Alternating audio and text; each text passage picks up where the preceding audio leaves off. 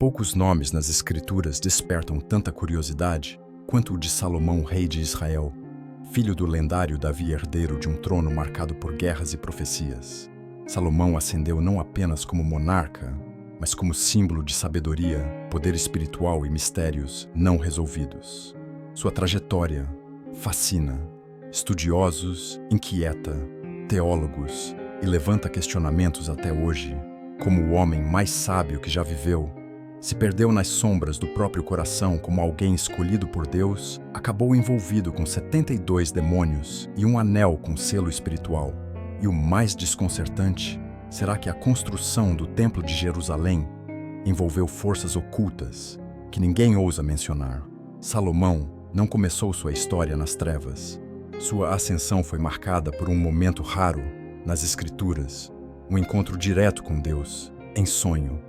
Após oferecer 1000 holocaustos sobre o altar de Gibeão, o Senhor apareceu a ele e disse: "Pede o que quiseres que te dê." E o primeiro livro dos Reis, capítulo 3, versículo 5.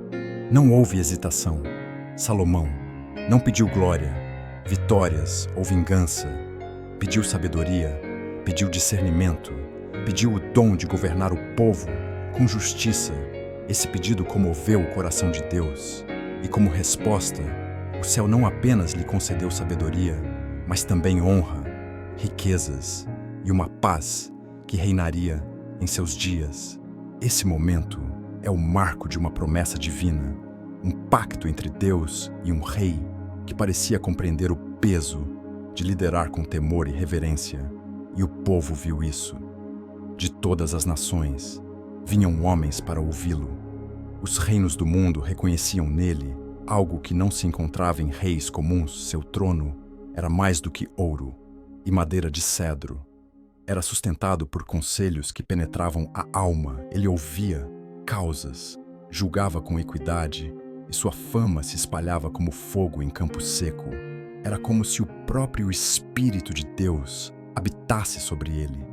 Entre as histórias mais conhecidas, o julgamento entre duas mulheres que disputavam um bebê se tornou símbolo da sua sabedoria sobrenatural diante do impasse. Ordenou que a criança fosse dividida ao meio. O grito desesperado da verdadeira mãe o revelou. Não era apenas um teste de inteligência, mas de discernimento espiritual. Salomão sabia onde residia a essência do amor, e isso o tornava temido, admirado, respeitado. No entanto, a glória que cercava Salomão era ao mesmo tempo um perfume doce e um veneno invisível. A sabedoria, quando mal direcionada, pode se tornar presunção. O discernimento, quando misturado à vaidade, pode levar à autossuficiência. E foi aí que algo começou a mudar lentamente, quase imperceptivelmente. As decisões de Salomão começaram a se moldar mais pelo que agradava ao coração humano do que pela vontade eterna do Senhor. As alianças políticas que em outro tempo teriam sido consultadas diante do altar passaram a ser feitas com base em estratégias de reinos. Salomão construiu um império, mas a que custo? As alianças com Egito, Tiro e outras nações vinham acompanhadas de mulheres e, com elas, costumes rituais e deuses estrangeiros. Era como se os portões do palácio, antes consagrados ao Deus de Israel, começassem a ser abertos lentamente para ideias que jamais deveriam atravessar os limiares da aliança sagrada. O discernimento que outrora julgava entre duas mães, agora hesitava diante do fascínio do poder político, e a glória recebida como dom começou a se misturar ao orgulho cultivado com silêncio. Apesar disso, o povo ainda o reverenciava. Aos olhos da multidão, tudo parecia perfeito. O templo estava sendo projetado. Os planos divinos avançavam, e a imagem de Salomão, como rei ungido, permanecia intocada. Mas nos bastidores do espírito, algo já havia começado a se romper. A sabedoria, que foi dada como dom de Deus, deveria ser mantida com humildade e temor. Ao negligenciar isso, Salomão começou a esquecer que não se pode governar o mundo espiritual com a lógica dos homens, e foi justamente essa sabedoria que o colocou diante de caminhos onde o discernimento humano não poderia guiá-lo. Enquanto erguia pilares de cedro e cobria o templo com ouro, o espírito do rei começava a buscar algo mais. Algo que não era suprido nem pela glória, nem pelo ouro, nem pelas palavras de admiração dos reis da terra. Essa busca o levaria a horizontes perigosos, onde o invisível se mistura com o oculto e onde o nome de Deus pode ser usado, mas não invocado em verdade. Salomão acreditava estar preparado para lidar com os segredos mais profundos do universo, e essa convicção seria a brecha por onde o engano encontraria espaço. A história do rei, mais sábio do mundo, estava prestes a atravessar os limites da revelação divina e entrar nas sombras da curiosidade proibida, a glória que o havia sustentado. Agora, era o espelho que o fazia olhar para si com fascínio, e onde há fascínio por si mesmo, há um passo para o esquecimento de quem é o verdadeiro rei sobre todos os tronos. O sopro da glória ainda estava presente, mas já não havia vento suficiente para apagar a centelha da vaidade de Salomão. O escolhido estava prestes a abrir portas que jamais deveriam ser tocadas, e no silêncio crescente da voz de Deus, outras vozes começariam a sussurrar. Mulheres mil deuses, o início da desobediência, entre o perfume da honra e o ouro do poder. Salomão se tornou o homem mais reverenciado de sua geração. Reis se curvavam diante de sua sabedoria e nações enviavam tributos ao seu trono. Mas a verdadeira decadência de um rei raramente começa com a queda. Ela costuma se anunciar sutilmente vestida de promessas, adornada de alianças, disfarçada de boas intenções. E foi assim que o coração de Salomão começou a se inclinar, não de forma abrupta, mas por concessões pequenas e aparentemente inofensivas. As Escrituras são claras ao declarar que Salomão amou muitas mulheres estrangeiras. Elas vinham do Egito, dos Moabitas, dos Amonitas, dos Edomitas, dos Sidônios e dos Heteus. O texto sagrado afirma: "E o seu coração não era perfeito para com o Senhor seu Deus, como o coração de Davi, seu pai." Primeiro livro dos Reis, capítulo 11, versículo 4. Essa ruptura não foi instantânea. Ela nasceu do acúmulo da repetição silenciosa de decisões que priorizavam o político em detrimento do espiritual.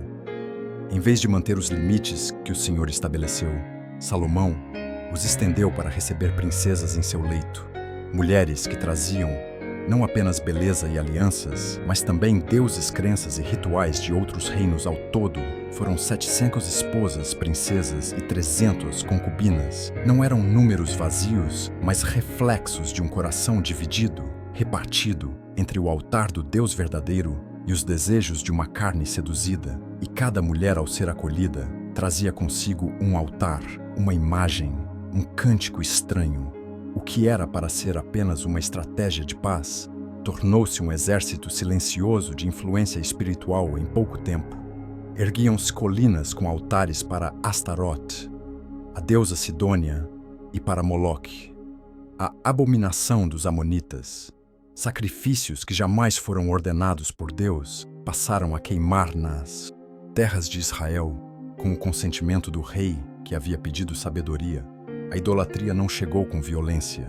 Ela veio adornada com ouro, veludos e promessas de unidade entre os povos. Salomão, fascinado por tantas culturas, começou a permitir práticas que seu pai Davi jamais toleraria.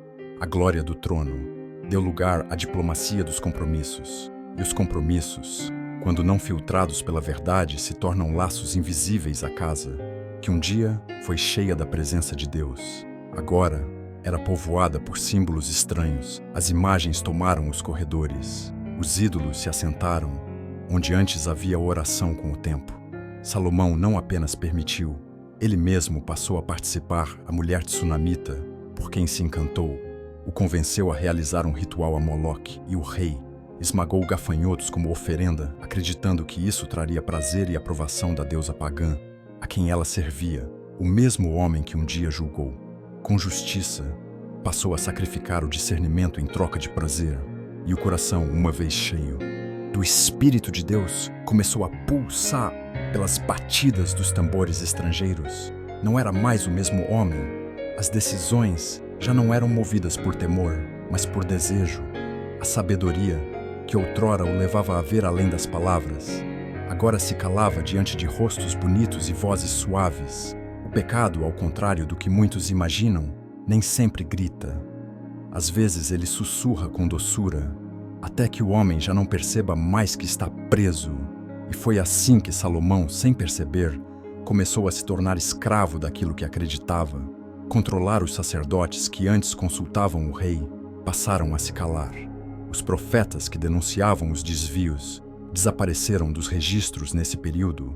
A idolatria não era mais segredo, era visível, era pública, era normalizada, e Israel, seguindo o exemplo do seu líder, começou a adotar práticas similares.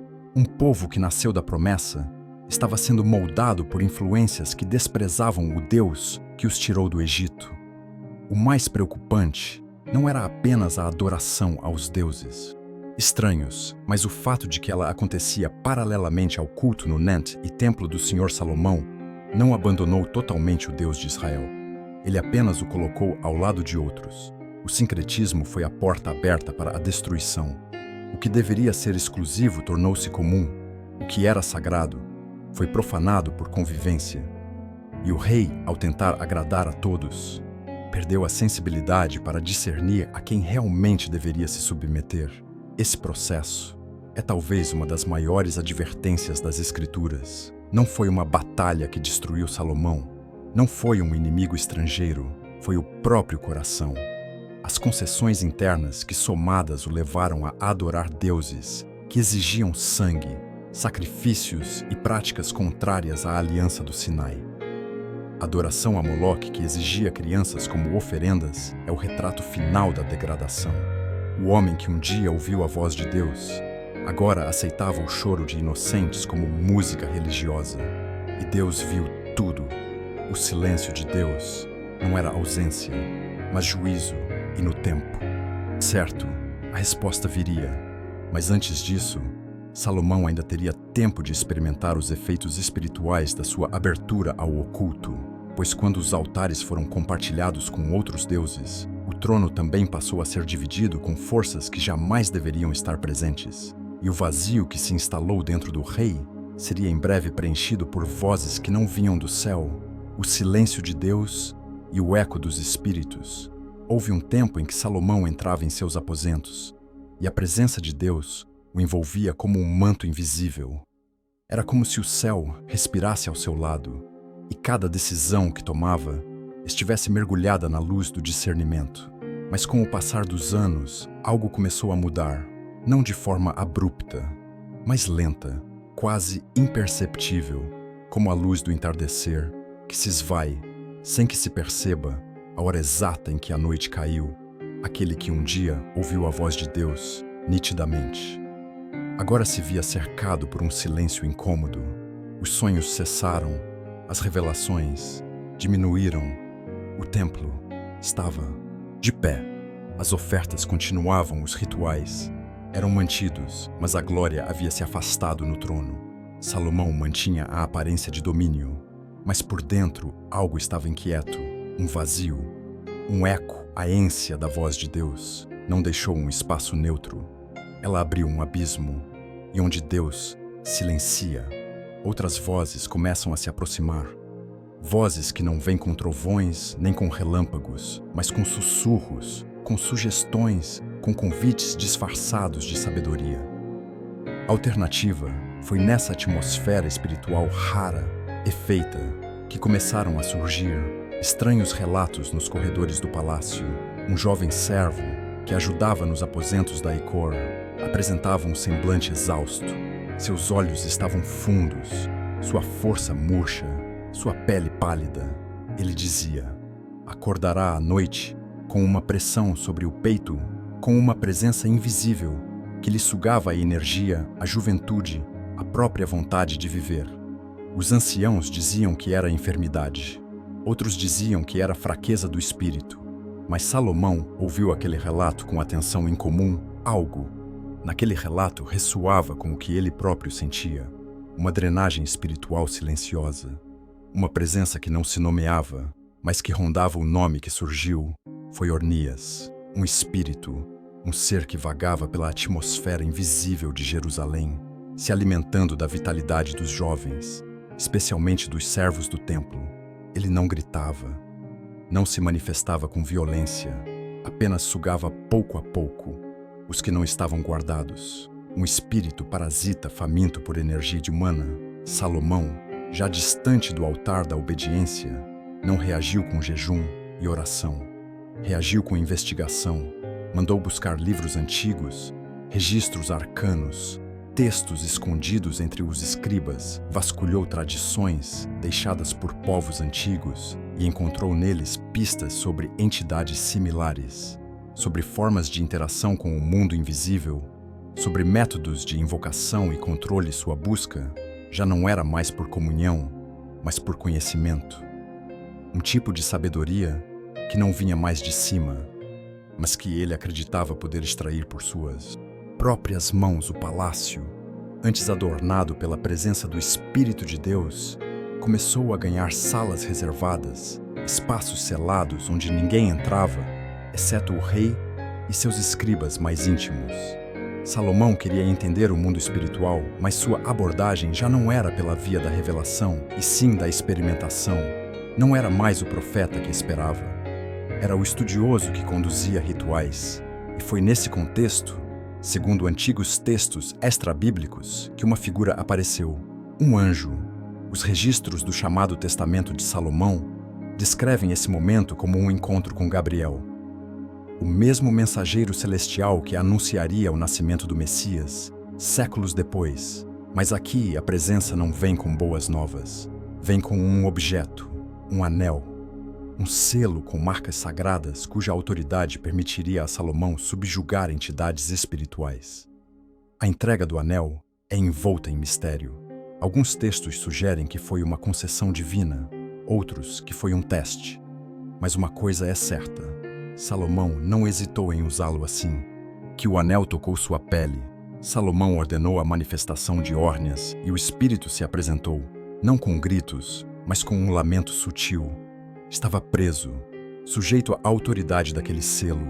O rei havia conseguido o que desejava: controle. Mas nem todo controle é um sinal de bênção. Às vezes, é uma exposição do estado do coração. Salomão, que antes discernia entre duas mães com sabedoria vinda dos céus, agora interrogava um espírito com base em conhecimentos que não haviam sido revelados por Deus. Ornias confessou que buscava os jovens, que sugava sua força, e que era apenas um dentre muitos. Salomão, intrigado, perguntou: quantos? Eneas respondeu com relutância que havia outros, muitos outros nomes, rostos, formas, especialidades.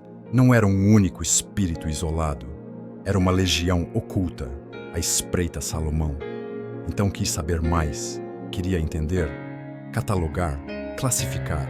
E o que era para ser um episódio isolado tornou-se o início de uma jornada perigosa. A partir daquele momento, o rei começou a invocar outros espíritos, um por um. Ele os chamava, os prendia com o anel, os interrogava, os registrava, perguntava suas funções, seus poderes, suas fraquezas. Os nomes eram escritos, as habilidades anotadas. Salomão estava formando um catálogo do inferno, e cada nova entidade capturada trazia mais fascínio, mais domínio, mais silêncio. Sim, o silêncio de Deus permanecia. E era como se esse silêncio alimentasse ainda mais a busca do rei. Se o céu não respondia, ele buscaria as profundezas órneas. Não era o único.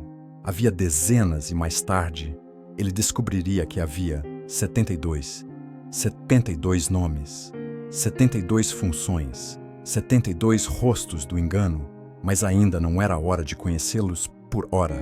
Salomão havia aberto apenas a primeira porta, e do outro lado dessa porta, uma sombra o aguardava sorrindo, pois sabia que o maior engano que o inferno pode oferecer a um homem não é o terror, mas o poder. O selo brilhava, o rei sorria, mas do lado de fora do palácio, as nuvens começavam a escurecer. O Deus que antes falava no silêncio, agora se calava em juízo, e o homem que dominava espíritos começava, sem perceber, a ser dominado por seu próprio desejo. De Sabernias, o primeiro demônio, E o selo do anel, o palácio já não era apenas o centro político de Israel aos olhos dos homens. Era uma fortaleza dourada, símbolo de grandeza, sabedoria e domínio. Mas por trás das colunas de cedro e dos tapetes da Fenícia, entre as paredes espessas e as câmaras interiores, algo se transformava o rei, outrora, envolto pela glória do Deus de seus pais. Agora caminhava entre segredos, sombras e vozes que nenhum outro homem ousava ouvir. A presença de Órnias no reino abriu um novo território espiritual para Salomão. Ele não era mais apenas o governante de um povo escolhido, mas um explorador de domínios que sequer os profetas haviam se atrevido a tocar. O selo que recebeu, segundo os antigos relatos, trazia em si uma marca celestial. Era circular com inscrições misteriosas e carregava um poder que os espíritos pareciam reconhecer. Nenhum deles ousava se aproximar enquanto o rei o mantinha em mãos. Ornias foi o primeiro a se manifestar sob o efeito do anel. Sua forma era descrita como mutável, capaz de assumir feições humanas à noite e de transformar-se em sombra ao amanhecer. Quando confrontado, não atacou, gemeu, implorou e, por fim, falou. Disse que era um espírito destinado a vagar entre os homens, sugando o vigor da juventude, drenando energia daqueles que ainda tinham força e propósito. Revelou que atuava principalmente entre os servos, os simples, os sem cobertura espiritual. Salomão, fascinado, não demonstrou temor. Anotou tudo, quis saber por Ornias. Agia assim de onde vinha seu poder, qual era seu nome original, a quem servia. O espírito respondeu, como hesitação, como se estivesse sendo forçado a falar por uma autoridade que não compreendia, mas que era irresistível. O selo o aprisionava. Ele disse que não agia sozinho, que havia outros, muitos outros, cada um com uma função, cada um com mesa específica, cada um com uma fraqueza e uma hierarquia. A essa altura, Salomão já não estava apenas interrogando, estava organizando. Queria catalogar, mapear, compreender a sabedoria que outrora o fazia discernir corações humanos. Agora era dirigida para decifrar os recessos mais profundos do mundo espiritual.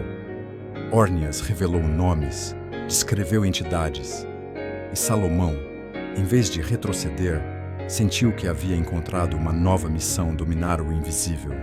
E foi então que surgiu o segundo outro espírito, depois um terceiro e mais outro. Um a um, começaram a ser evocados sob o efeito do selo. Não vinham por vontade, mas por compulsão. O anel os obrigava. Alguns gritavam, outros choravam, alguns apenas sussurravam, mas todos se curvavam. E cada nome era registrado com cuidado.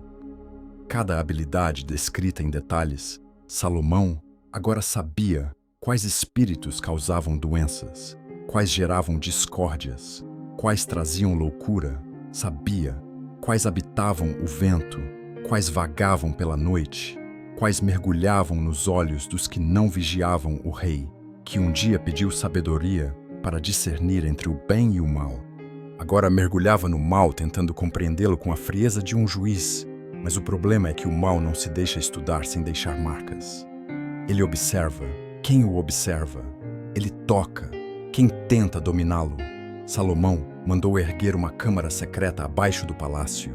Era lá que interrogava os espíritos. Era lá que os mantinha sob controle. Acreditava que estava fazendo algo grande, talvez até nobre.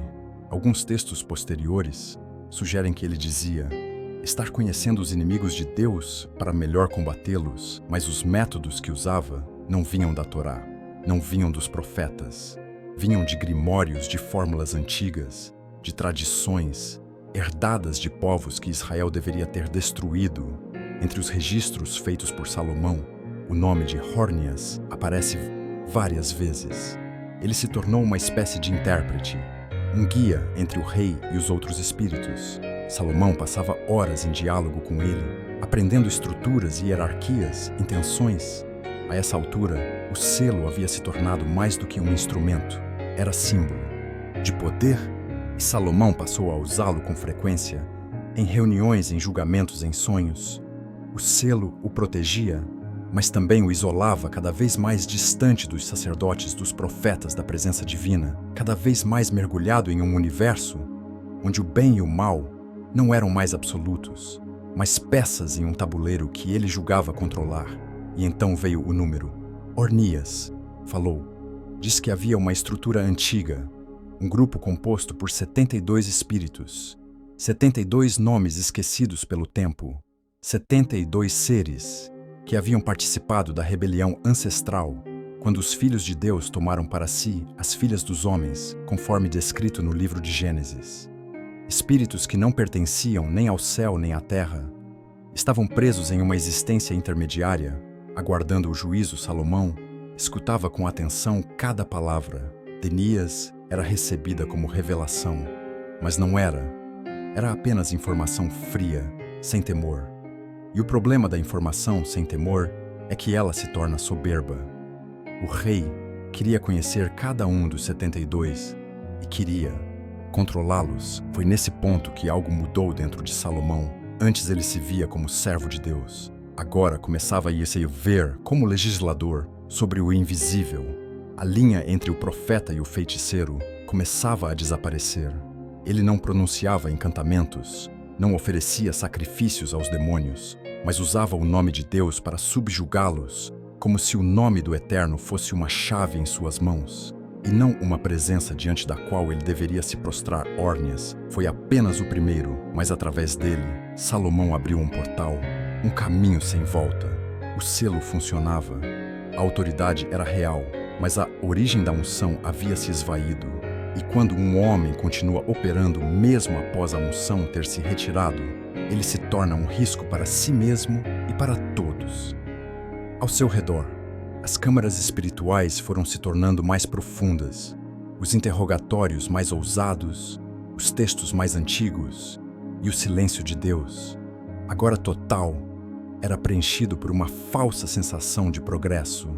Ornias, o primeiro a se curvar, foi também o primeiro a rir não com o som, mas com o olhar, pois ele sabia que o controle que Salomão acreditava exercer apenas a fachada de um laço que se estreitava dia após dia. E acima das câmaras do palácio, os alicerces do templo já estavam sendo moldados. O lugar que seria chamado de o Casa de Deus, construído por mãos humanas e talvez por outras que jamais deveriam ter sido invocadas, os 72 nomes da rebelião celestial. A câmara subterrânea que Salomão mandara construir oculta, sob alicerces de sua casa real, já não era apenas um local de observação. Tornara-se um trono nas trevas, um auditório do invisível. Ali, a luz fraca de lamparinas e sob o som abafado de cânticos distantes do templo.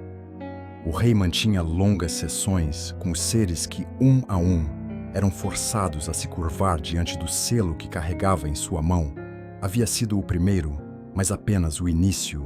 A cada dia, novos nomes eram revelados, novos rostos, novas vozes, novas histórias, entidades que se apresentavam sob ordens, mas jamais em reverência. E então, pela boca de um deles, veio a confirmação. Existia uma ordem secreta composta por exatos 72 espíritos, 72 nomes inscritos no abismo, figuras que não pertenciam inteiramente ao céu nem à terra. Eles não surgiram com os homens nem desceram em missões divinas, como os anjos de outrora. Eram diferentes. Eram os que haviam participado de uma rebelião esquecida pelos homens, mas ainda viva nas regiões celestes. Segundo os antigos relatos, eram parte dos que transgrediram os limites impostos pelo Altíssimo nos dias anteriores ao dilúvio, conforme insinuado em Gênesis capítulo 6, quando os filhos de Deus viram que as filhas dos homens eram formosas e tomaram para si mulheres de todas as que escolheram. Esses espíritos haviam sido confinados em regiões obscuras, amarrados à espera do juízo, mas nem todos estavam presos da mesma forma. Alguns haviam escapado das cadeias vagando pela terra, camuflados nas paixões humanas, nas estruturas dos impérios, nas idolatrias erguidas com mãos inocentes. Outros, segundo as tradições que Salomão começou a estudar, tinham sido selados em vasos antigos em montanhas escondidas ou sob cidades que nem mesmo Israel conhecia. Eram muitos. Mas os que vinham até ele naquele momento faziam parte dessa elite caída, os 72. Cada um possuía uma natureza específica, uma área de atuação, uma personalidade única. Não eram meras repetições do mal, mas entidades com propósitos detalhados.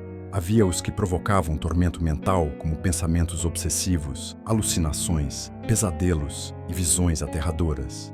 Havia os que operavam sobre enfermidades, criando sintomas sem causa física, dores sem explicação. Outros agiam nos relacionamentos provocando divisão, ciúmes, adultério, assassinato e traições. Alguns se infiltravam em ambientes religiosos, promovendo falsos dons, profecias distorcidas e uma falsa sensação de santidade. E havia ainda os que comandavam multidões soprando ideologias, revoluções e adoração a falsos deuses. Salomão ouviu tudo, escreveu, cada nome classificou. Os poderes anotou suas fragilidades e em nenhum momento se deu conta de que aquilo que chamava de sabedoria era, na verdade, um afastamento crescente da verdadeira fonte da vida. O livro de Provérbios que ele mesmo escrevera nos dias da juventude já alertava. O temor do Senhor é o princípio da sabedoria. Provérbios capítulo 1, versículo 7. Mas agora, ele já não temia. Apenas registrava aos poucos os nomes. Começaram a se repetir nas sessões. Eles falavam uns dos outros, revelavam hierarquias, disputas internas, pactos antigos entre os nomes mais citados. Estavam Asmodeus, Belzebu, Balã, Paimon, Vain, Bael e muitos outros que futuramente seriam encontrados nos grimórios ocultistas da Idade Média. Salomão os conhecia antes que o mundo os nomeasse, e isso o enchia de uma sensação perigosa. A de que havia ultrapassado o limite do saber humano estava agora entre os que compreendiam os segredos da criação e da queda, mas sem perceber que compreender nesse caso não era o mesmo que dominar com o tempo. Esses espíritos começaram a colaborar, não por lealdade, mas por necessidade. O anel os forçava, e Salomão os usava, ordenava tarefas, extraía conhecimento, exigia obediência à relação entre rei e súditos. Agora incluía criaturas que jamais haviam sido chamadas para servir à luz. E é nesse ponto que algo crucial aconteceu. Salomão começou a crer que estava fazendo o bem. Ele acreditava que estava catalogando os inimigos de Deus, que ao nomeá-los e prendê-los, estava limpando o mundo de influências malignas, que seu trabalho era de algum modo uma continuação do propósito divino, o mesmo que construiu o templo. Agora usava forças caídas para preparar o caminho do reino. A confusão entre missão e vaidade se tornou irreversível. E quando um homem acredita estar fazendo a vontade de Deus, mesmo caminhando nas trevas, ele se torna perigoso. Salomão mandou registrar os nomes dos 72 em pergaminhos que foram selados e escondidos. Esses registros, segundo as tradições, foram depois reunidos em Enestlisen, textos como o Testamento de Salomão, e influenciaram toda a tradição esotérica do Ocidente. Mas naquele tempo, eram segredos que apenas o rei conhecia, segredos que ninguém mais ousava tocar. E enquanto isso, no templo em construção, os trabalhadores se moviam, as colunas eram erguidas, o ouro polido, o povo adorava. Os sacerdotes cantavam, os sacrifícios eram oferecidos. Mas nos bastidores, os alicerces da nação estavam sendo tocados por mãos invisíveis, mãos que jamais deveriam estar presentes em qualquer obra consagrada ao Deus de Israel. Os 72 demônios obedeciam, mas não adoravam, serviam, mas não se rendiam. E isso para qualquer homem deveria ser um sinal claro de que algo estava errado. Mas Salomão, envolvido na grandiosidade de seu projeto espiritual, já não via com olhos simples. Ele via com olhos técnicos, frios, administrativos, os mesmos que um dia foram capazes de discernir a verdadeira mãe diante de um bebê partido. Agora não discerniam o abismo que se abria diante de seus próprios pés. Os espíritos relataram histórias, falaram da criação da queda de Lúcifer, dos dias antes do dilúvio, da corrupção das cidades antigas, da destruição de Sodoma e Gomorra. Cada relato alimentava ainda mais a curiosidade de Salomão. Ele queria entender tudo como Deus governa, como os anjos operam, como os demônios se organizam. Mas o problema é que o homem que investiga o mal sem autoridade direta do céu corre o risco de ser seduzido pelo que descobre. E de fato, algo começou a mudar. Os sonhos de Salomão passaram a ser perturbados. Vozes o chamavam à noite. Nomes sussurravam quando ele se deitava durante os banquetes. Sombras dançavam entre as tochas. Os rostos das concubinas lhe pareciam estranhos, como se escondessem identidades que não eram humanas. Ele continuava operando, mas já não dormia bem, já não sorria, já não escrevia, e em Provérbios seu espírito estava ocupado demais, tentando compreender forças que foram criadas para nunca serem adoradas. Ainda assim, o catálogo avançava. O número de 72 foi confirmado, reafirmado, selado. Era um ciclo completo. Um exército espiritual invisível, escondido sobros da história, mas que agora, pela mão de um rei, havia sido nomeado, classificado e reorganizado. O que ele faria com esse poder ainda era incerto, mas uma coisa era clara. Os portões haviam sido abertos e os que passaram por eles jamais voltariam por vontade própria à presença de Deus. Por sua vez, continuava em silêncio, um silêncio que gritava, pois às vezes o maior juízo de Deus não é a punição, mas a ausência. E no vazio da presença, Salomão se afundava cada vez mais na ilusão de que controlava aquilo que na verdade o observava com paciência, aguardando o momento certo para se rebelar. Os 72 esperavam a construção do templo e a ajuda proibida antes de continuarmos. Se este conteúdo tem abençoado sua vida curta, comente e compartilhe. Se inscreva no canal e, se quiser abençoar o canal, clique no botão Valeu e deixe uma oferta de qualquer valor ou se torne membro. Assim, continuamos investindo em pesquisa e melhorias para abençoar ainda mais a sua vida. Continuando, os registros do palácio indicavam progresso.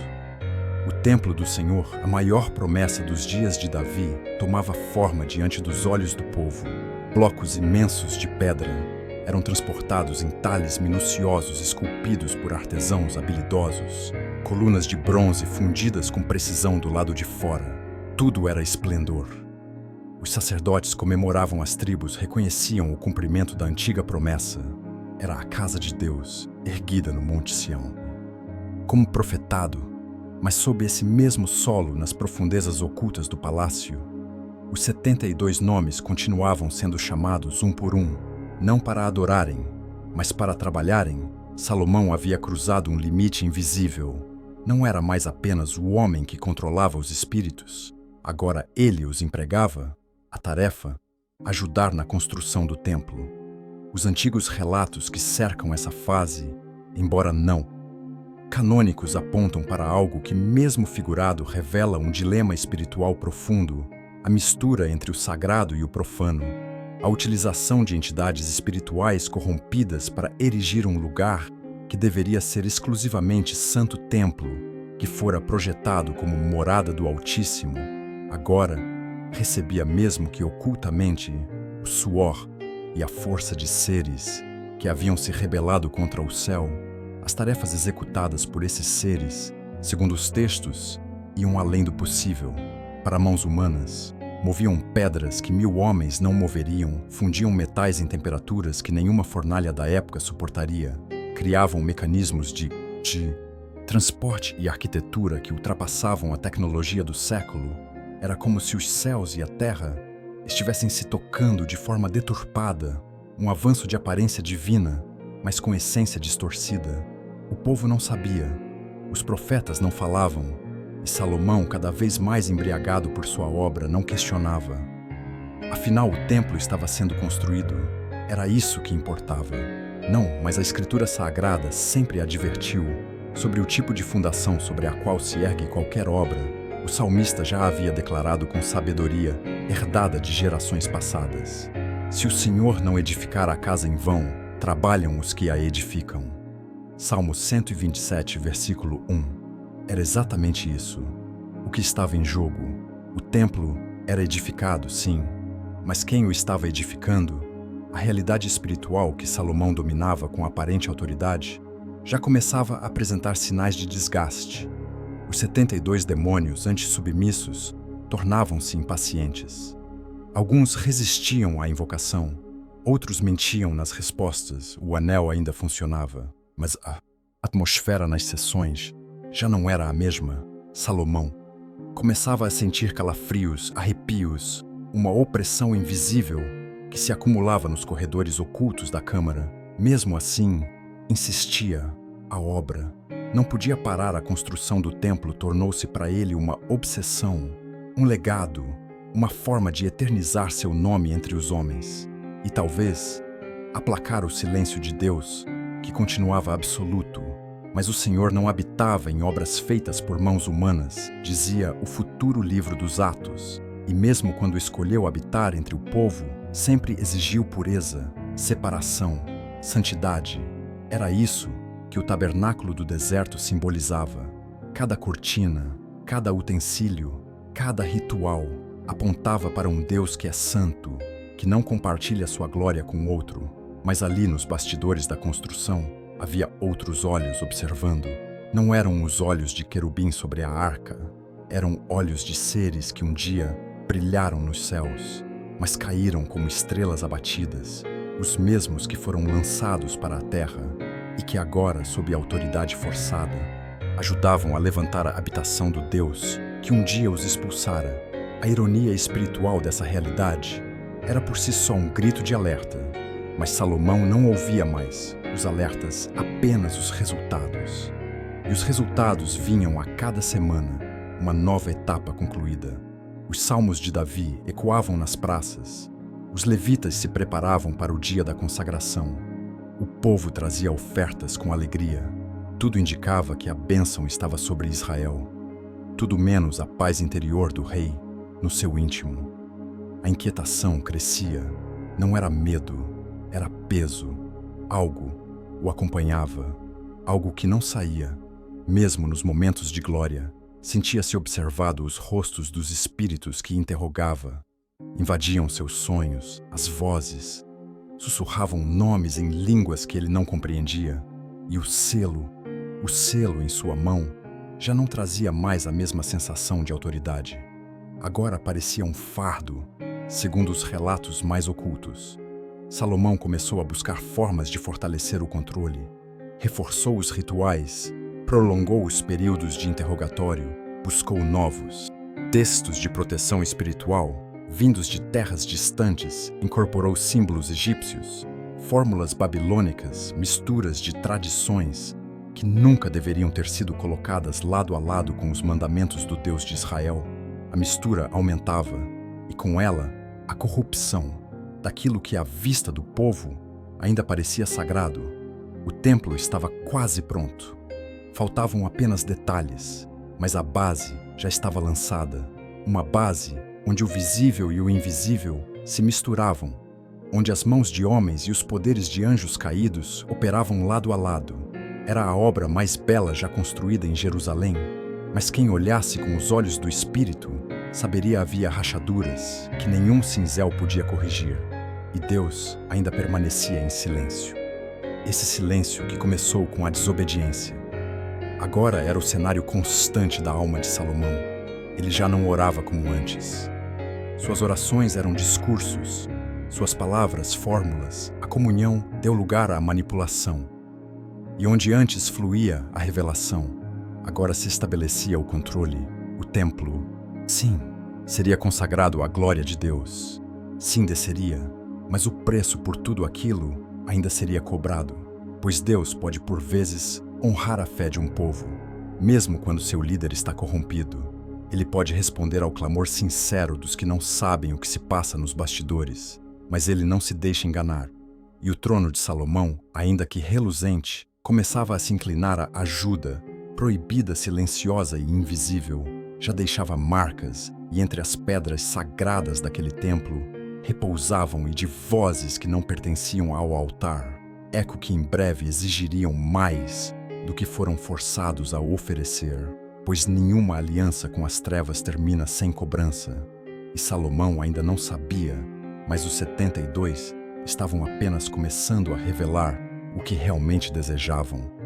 A corrupção final, quando o selo se tornou prisão. O templo estava erguido. As cortinas haviam sido penduradas, os utensílios sagrados consagrados. Os levitas afinavam os instrumentos e as trombetas. Do grande dia, estavam prontas para ecoar do lado de fora. Israel parecia viver seu auge, mas no espírito de Salomão, uma outra construção se consolidava, um templo de sombras invisível, mas real. Ele havia usado o selo, havia interrogado, classificado, dominado e agora, cercado por segredos, alianças perigosas e conhecimento que ultrapassava o que Deus havia ordenado. Salomão carregava o anel não como uma chave de autoridade, mas como uma prisão. Aquele que um dia pediu sabedoria para discernir entre o bem e o mal, agora havia se tornado um homem de múltiplos discernimentos, muitos deles corrompidos por fontes que jamais deveriam ter sido acessadas. O selo, uma vez, símbolo de domínio, agora era seu maior peso. Ele já não o retirava do dedo, não por devoção, mas por necessidade. O selo lhe dava acesso, mas também o mantinha preso em um ciclo que ele já não sabia como quebrar. O nome de Beelzebu começou a surgir com mais frequência nas sessões. Os 72 demônios, antes inquietos e desorganizados, agora pareciam se alinhar em torno de um deles, Beelzebu, chamado em Mados. Algumas tradições de Senhor das Moscas era tido como um dos príncipes das hostes caídas.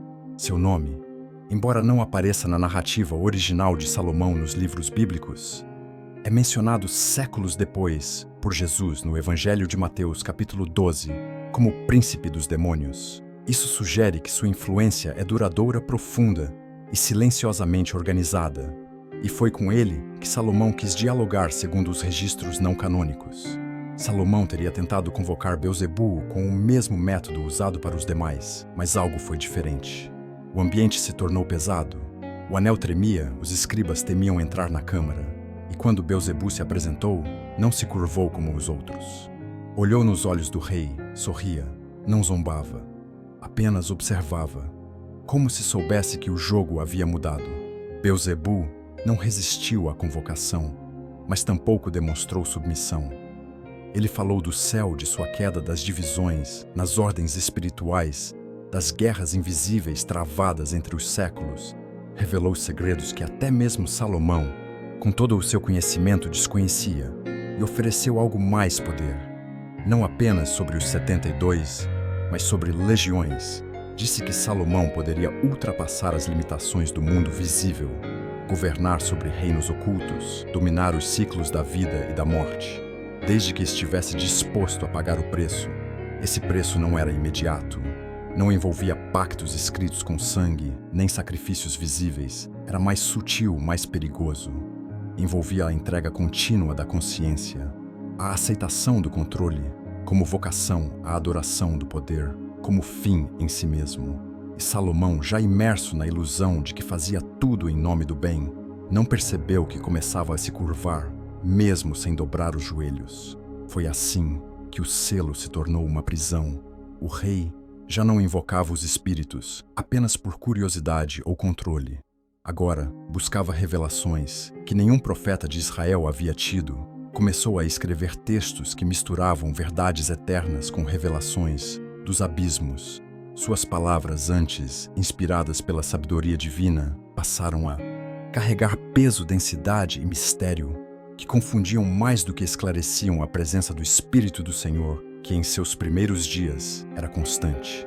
Agora se tornara intermitente, não se ausentara por completo, pois Deus ainda honra sua aliança, mas já não falava com clareza, já não direcionava com amor a voz de Deus.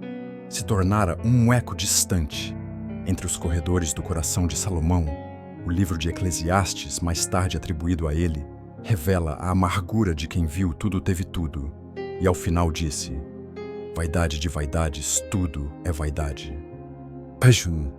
Eclesiastes, capítulo 1,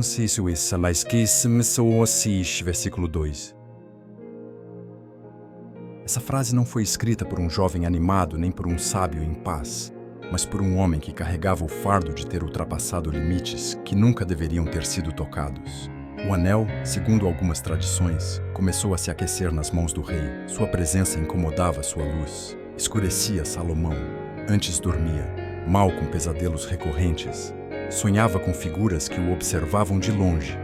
Os 72 que antes se curvavam, agora apareciam em seus sonhos caminhando entre os corredores do templo. Nunca tocavam o altar, mas se aproximavam um a um, lentamente. Foi nesse momento que o rei começou a perceber. Não havia mais retorno. Ele havia tocado o que não era permitido. Havia recebido o que não fora dado, e mesmo tendo erguido o templo, havia negligenciado o verdadeiro altar, o altar do coração. E nesse altar o fogo já havia se apagado. Salomão passou a consultar Beebu. Com mais frequência buscava respostas, mas recebia enigmas. Esperava direção. Recebia propostas e, cada vez que o fazia, o anel pesava mais. Os escribas começaram a temer o rei. Os sacerdotes já não o chamavam com frequência à corte. Murmurava. Havia algo sombrio no ar. Os textos registram que Salomão começou a escrever símbolos, círculos, estrelas, nomes impronunciáveis. Mandou gravar desenhos no chão da câmara secreta. Preparou utensílios que jamais foram usados nos rituais do templo. Criou espaços onde apenas ele entrava. E ali, em meio ao incenso e ao silêncio, acreditava estar desvendando os maiores mistérios da existência, mas, na verdade, estava apenas se aprofundando em sua própria queda. A sabedoria que o havia elevado aos céus, agora o arrastava para as profundezas, pois quando o dom é separado da obediência, ele se torna maldição, e quando o poder é usado sem temor, ele se transforma em escravidão. Salomão, o rei que começou pedindo sabedoria, agora caminhava entre os escombros de uma mente atormentada, não por castigo direto, mas por consequência inevitável. O selo continuava ali, brilhante, imponente, mas seu brilho já não vinha da luz do céu. Era um brilho falso, refletia. Não a presença de Deus, mas o reflexo das escolhas de um rei que trocou a simplicidade do temor pelo fascínio do controle. E enquanto isso, nos bastidores da realidade, os 72 aguardavam, observavam, esperavam o momento de cobrar o preço, pois nenhuma autoridade que se exerce sobre as trevas permanece sem que as trevas em algum momento queiram reverter o jogo. E esse momento estava se aproximando a rebelião dos demônios e o exílio do rei Ponta. A pressão espiritual que rodeava Salomão havia se tornado insuportável.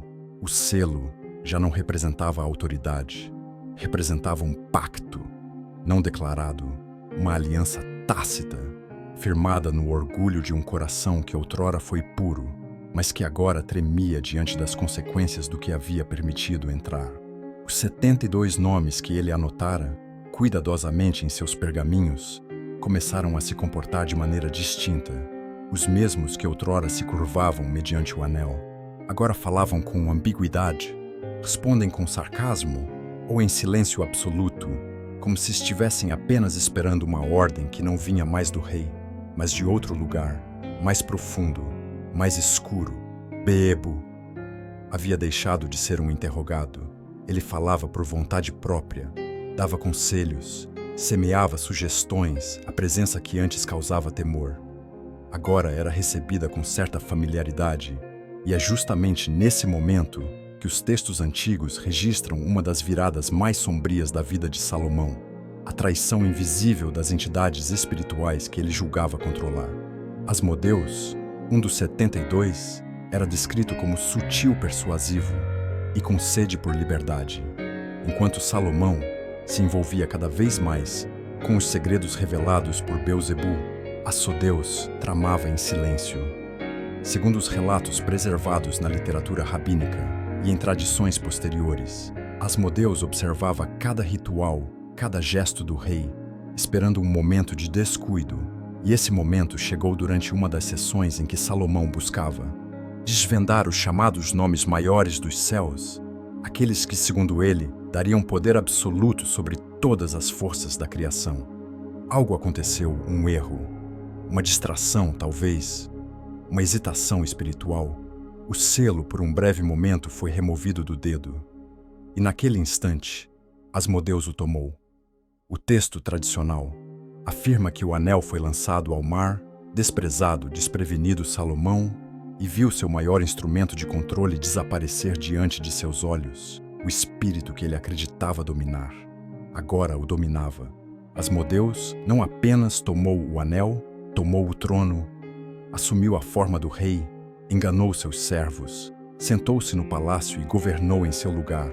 E o verdadeiro Salomão foi lançado ao exílio, expulso do próprio reino, esquecido a Bíblia. Em 1º livro dos Reis, capítulo 11, registra que o Senhor se indignou contra Salomão, porquanto desviara o seu coração do Senhor Deus de Israel, que 2 vezes lhe aparecera, embora não mencione diretamente essa queda espiritual com os 72. O texto sagrado confirma que Deus levantou adversários contra ele. Um deles foi Hadad, o Edomita, outro Resson, filho de Eliada, e também Jeroboão, servo de Salomão, que mais tarde se tornaria rei das 10 tribos do norte. O que os registros espirituais e históricos apontam, portanto, é que o declínio de Salomão foi tanto interno quanto externo. O reino que parecia inabalável começou a ruir.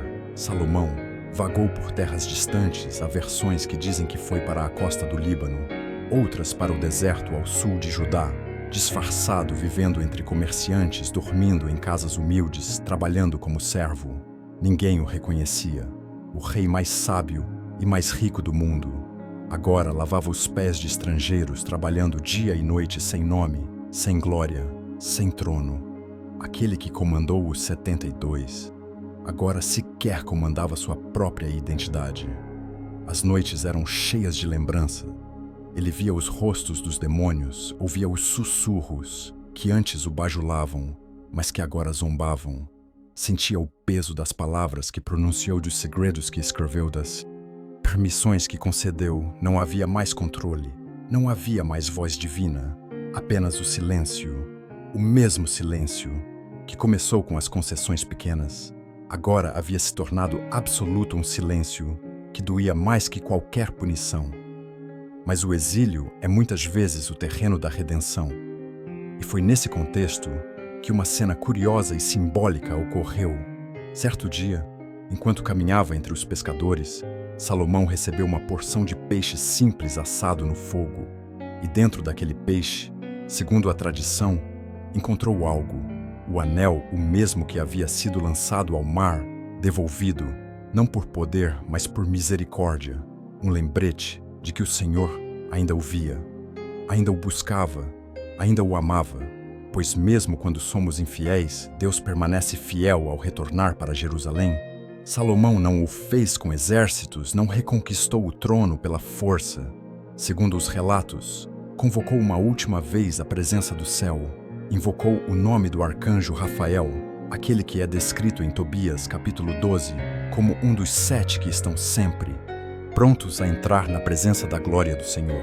Rafael, o curador, o restaurador, e foi ele quem, segundo os escritos antigos, libertou Salomão do jugo de Asmodeus e restaurou a ordem em Israel. Mas o rei não era mais o mesmo. Não havia discurso, não havia celebração. A glória do primeiro tempo dera lugar ao peso de uma consciência marcada.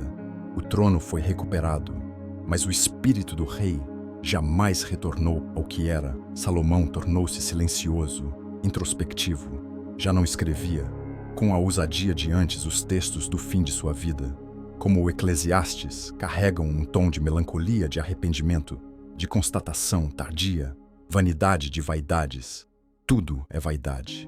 A rebelião dos demônios havia deixado cicatrizes, cicatrizes invisíveis, mas profundas. O templo permanecia de pé, mas agora com a consciência de que por um tempo forças impuras haviam tocado suas bases. O povo adorava os sacrifícios, continuavam, mas Salomão já sabia o que foi feito. Não poderia ser desfeito. A misericórdia de Deus permitiu sua restauração, mas os ecos do que ele viu, do que ele soube e do que ele permitiu Jamais o deixariam os 72, uma vez dispersos, jamais voltaram a se reunir como antes. Mas suas sementes estavam plantadas e seus nomes sussurrados pelos séculos passariam a circular entre os ocultistas, os feiticeiros, os magos. Salomão havia aberto um portal e, mesmo que o tivesse fechado, as rachaduras permaneceram ao fim de sua vida. Salomão já não se apresentava como o rei sábio, mas como o homem que viu tudo o que teve, tudo, e que mesmo assim caiu um aviso, um lembrete, um espelho, porque nenhum homem, por mais ungido que seja, está acima do temor do Senhor. O silêncio de Salomão e o juízo final, o retorno ao trono, não foi uma coroação, foi uma restituição silenciosa. Não houve celebrações públicas nem festas espalhafatosas, apenas o eco contido de um reino que parecia retomar a ordem, enquanto no coração do rei se desenhava uma cicatriz que o tempo não apagaria. Salomão, restaurado ao governo de Israel, voltou ao palácio como um homem envelhecido, não pelo tempo, mas pelo peso do que havia visto, conhecido e feito. O templo estava de pé, as atividades sacerdotais seguiam o povo, oferecia sacrifícios, cantava salmos, ajoelhava-se no pátio santo. Mas dentro do rei havia um santuário em ruínas. Os textos não registram nenhuma grande realização espiritual de Salomão. Após esse retorno, não há novas orações como a que consagrou o templo. Não há provérbios inspirados como os que fluíam de seus lábios nos primeiros dias. O que existe é o silêncio. Um silêncio que, neste ponto da história, já não vinha apenas de Deus. Era também o silêncio de um homem que viu o que não deveria ver, que usou o que não deveria tocar e que entendeu tarde demais que sabedoria sem temor se transforma em condenação. A Escritura é precisa. No primeiro livro dos Reis, capítulo 11, encontramos a sentença final, e o Senhor indignou-se contra Salomão, porquanto desviara o seu coração do Senhor Deus de Israel, que 2 vezes lhe aparecera a menção. Há 2 visitas divinas, não é acidental. Elas são o testemunho de que Salomão não pecou por ignorância. Ele foi advertido, Deus lhe apareceu, e mesmo assim ele escolheu andar por caminhos ocultos. Não há registros bíblicos detalhados de sua morte, apenas um relato sóbrio. E dormiu Salomão com seus pais, e foi sepultado na cidade de Davi. Seu pai, primeiro livro dos Reis, capítulo 11, versículo 43. Não há visões, nem manifestações celestiais. Não há anjos, nem voz do céu. Há apenas um fim tão discreto quanto profundo, a ausência de glória em sua morte. Contrasta com a exuberância de seu reinado, e essa lacuna carrega um peso, um juízo silencioso. Mas mesmo nesse fim melancólico, há uma mensagem, pois ao analisar sua trajetória completa, algo se revela. Salomão não foi rejeitado como Saul. Deus não o substituiu imediatamente, não o destronou com fúria, permitiu que cumprisse seus dias, talvez como forma de preservar a aliança com Davi, ou talvez como um lembrete vivo de que até os grandes engaem e que a sabedoria, se não for regada com humildade, pode se transformar na escada da própria queda. Há uma beleza trágica no livro de Eclesiastes, um Salomão já idoso, escrevendo palavras que carregam o peso do tempo e da consciência. Não há exaltação, há reflexão. Não há conselhos triunfais, mas confissões entre as frases.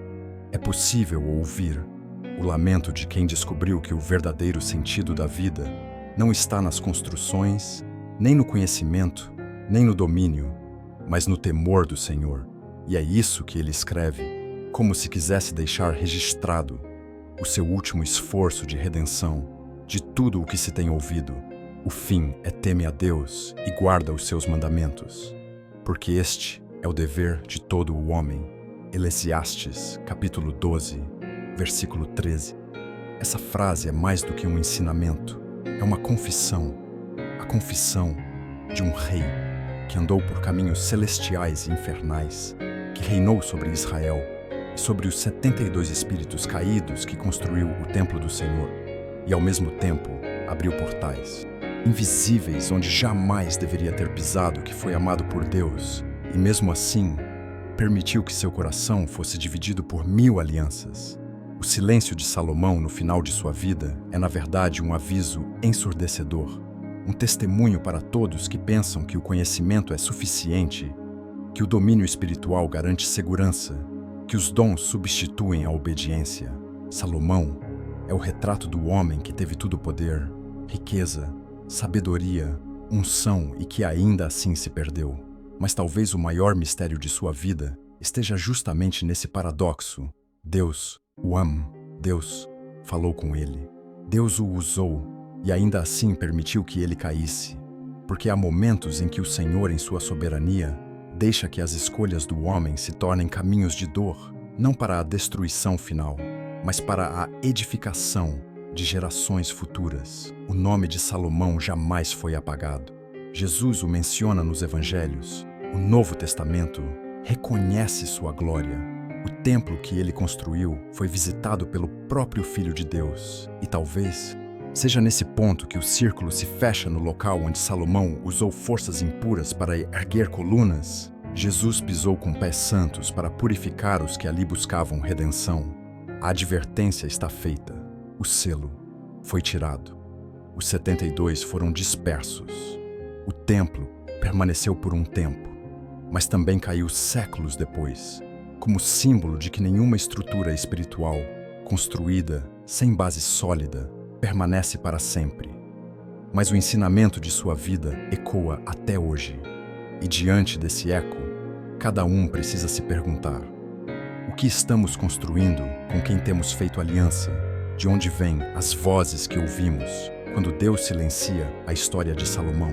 Não é apenas sobre um rei, é sobre nós, é sobre escolhas, sobre o fascínio pelo oculto, sobre a linha tênue entre a revelação divina e a curiosidade perigosa, e acima de tudo, é sobre a graça que ainda nos alcança.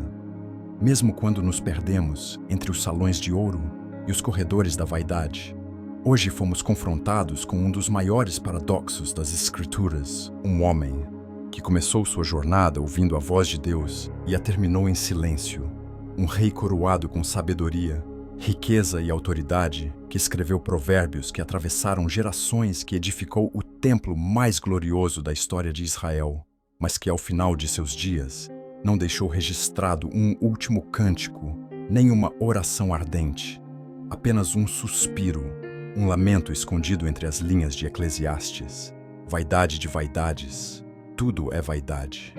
É doloroso perceber que alguém tão amado por Deus, que teve encontros diretos com o Senhor, que foi privilegiado com dons extraordinários, terminou sua caminhada com um coração dividido.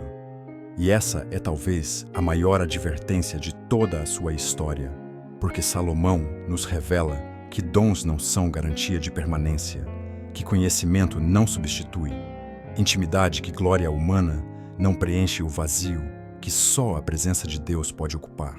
Salomão foi grande, mas não foi perfeito, assim como Davi, seu pai, que apesar de ser homem segundo o coração de Deus, tropeçou em adultério e assassinato, assim como Moisés, que viu a sarça ardente, que recebeu as tábuas da lei, diretamente das mãos de Deus, mas não entrou na terra prometida. Assim como Sansão, forte o suficiente para derrubar colunas, mas fraco diante de suas próprias paixões, como Noé, que salvou a humanidade em sua geração, mas caiu em embriaguez, como Pedro, que andou sobre as águas, mas negou o mestre diante de uma fogueira, como Paulo, que carregava espinhos na carne e dizia: "O bem que quero, esse não faço." A Bíblia não mascara as falhas dos seus personagens, ela as expõe, não para envergonhá-los, mas para nos ensinar que nenhum deles é o nosso modelo final. Eles foram homens e mulheres escolhidos, sim, mas também falhos humanos quebrados. E todos eles, de alguma forma, apontam para alguém maior, alguém que não errou, alguém que não falhou, alguém que não se deixou vencer pela vaidade, pela idolatria, pela dúvida, pelo medo, nem pela morte. Esse alguém é Jesus Cristo. Ele é o verdadeiro Rei, aquele que não se corrompeu com o ouro, com o poder, com as tentações espirituais ou políticas, aquele que diante das ofertas de Satanás no deserto não cedeu, que diante dos elogios dos homens permaneceu humilde, que diante da cruz não hesitou. Cristo é o templo que não pode ser corrompido, é o sumo sacerdote que nunca ofereceu sacrifícios impuros, é o cordeiro sem mancha, sem mácula, sem culpa, é a pedra angular que jamais se racha, é a sabedoria de Deus encarnada. Aquele que, diferentemente de Salomão, não apenas conheceu os mistérios do céu, ele mesmo é o mistério revelado. É por isso que hoje, enquanto relembramos tudo o que Salomão viveu, seus erros, suas glórias, seus pecados e sua dor, o nosso coração se curva, não diante da figura de um rei humano, mas diante daquele que é chamado de Rei dos Reis, aquele que reina eternamente e em quem não há sombra de variação. Cristo é a resposta para o que nem Salomão compreendeu. É a palavra que quebra o silêncio, a presença que invade o vazio, a luz que dissipa as sombras. Dos 70 e do selo que não oprime, mas liberta o altar, onde não há mais sangue de animais, mas onde flui graça e vida abundante para todo aquele que crê. E talvez neste momento você esteja se vendo um pouco em Salomão. Talvez tenha começado bem. Talvez já tenha sentido a presença de Deus. Talvez já tenha orado com fervor, servido com amor, ouvido a voz do Espírito, mas com o tempo foi se afastando, foi fazendo pequenas concessões, permitindo que altares estranhos se levantassem dentro da alma. E hoje talvez também esteja em silêncio, mas escute. Há uma voz chamando por você, uma voz que não vem do trono de Salomão, mas do madeiro, onde Cristo foi crucificado, uma voz que diz: vinde a mim, todos os que estáis cansados e sobrecarregados, e eu vos aliviarei. Evangelho de Mateus, capítulo 11, versículo 28. Essa voz é a única capaz de restaurar aquilo que o orgulho destruiu, de reconstruir o templo que o pecado profanou, de fazer novo tudo aquilo que parece ter sido perdido. Você não precisa terminar como Salomão. O seu fim não precisa ser marcado por silêncio e lamento em Cristo. Há restauração, há perdão, há vida. Há um novo começo, e é por isso que, com amor, fé e urgência, queremos fazer um convite hoje. Se você deseja se reconciliar com o nosso Salvador Jesus Cristo por ter se afastado dos caminhos ou quer iniciar uma nova jornada rumo à salvação eterna, comente aqui embaixo: eu te aceito, Senhor Jesus, como meu único e suficiente Senhor e Salvador da minha vida. Esse ato simples é um passo de fé, uma declaração diante dos homens dos céus e até do invisível. Se você já é de Cristo, declare também nos comentários: amém. Essa pequena palavra carrega o peso de quem crê, de quem permanece, de quem compartilha a verdade. Compartilhe essa mensagem, não. Guarde o que pode salvar o mundo. Precisa lembrar que reis caem, profetas falham, sábios erram, mas Cristo permanece inabalável, e até que Ele volte, permaneça nele. Até a próxima.